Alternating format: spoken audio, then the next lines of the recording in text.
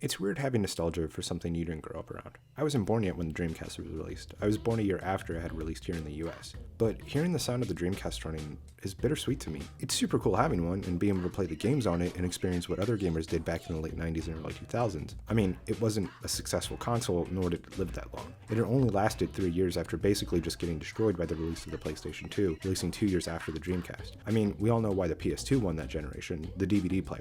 It was just an instant sell for those at the time, basically killing off Sega's last console, though I can only think to compare that time of being a Sega fan and owning a Dreamcast to that of a Wii U owner in 2016. To me, I felt that the Wii U was the Dreamcast of Nintendo. Now, obviously, it didn't kill Nintendo. They're still selling games and selling consoles, but having a Wii U really did feel like I could only imagine owning a Dreamcast, and having that personal connection with other people's in your fan base, and seeing your favorite companies struggle, but still producing great game titles. And although the Dreamcast was short-lived, it did have amazing games. Classics like Sonic Adventure 1 and 2, Power Stone 1 and 2, Space Channel 5, Crazy Taxi, MVC2, Soul Calibur.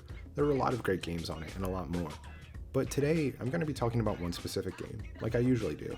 And that one game I'm going to be talking about today is Jet Set Radio, released back in the year 2000. So let's put on our magnetic skates, spray paint the city, and talk about Jet Set Radio. Let's look at the funk.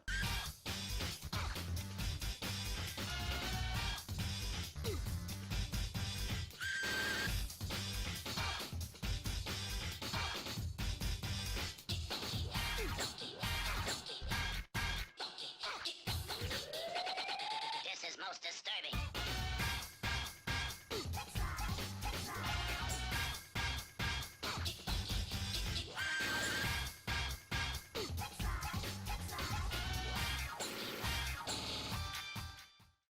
Jet Set Radio, also known as Jet Grind Radio here in the States, was released back in 2000 and directed by Masayoshi Kikuchi. The game was created after Kikuchi wanted to develop a game with more of a modern and lighthearted appeal after coming off the development of Panzer Dragoon. The punk rock attitude and anti-establishment feeling comes heavily from the film Fight Club of all things, as Kikuchi took inspiration from it. The game follows a teen named Beat and his group the GGs, an upcoming gang in the world of Tokyo-To, a fictional version of Tokyo. The GGs must go up against rival gangs like Poison Jam, the Love Shockers, and the Noise Tanks, and solve the mystery of the broken record pieces they keep finding. The goal is to spread as much graffiti around Tokyo-To to claim territory and rise to the top.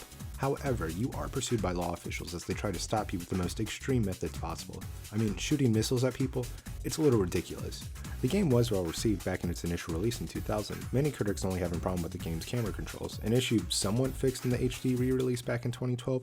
Though, for the most part, the gameplay is great. I have issues with it from time to time. At points, losing momentum halts the whole feel of the game, but still, pulling off insane jumps and tricks and spray painting the walls never gets old in my opinion.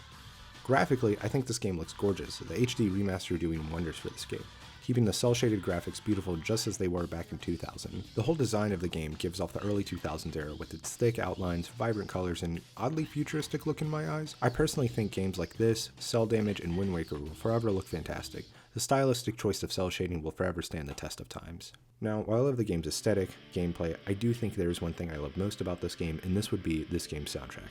It was composed by Hideki Naganuma, and I'm just going to be honest with you all, this is what got me into video game music. Naganuma's soundtrack is incredible. The same goes for his soundtrack in Jet Set Radio Future.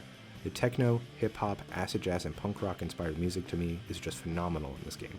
I listen to the soundtrack at least once a month, if not more.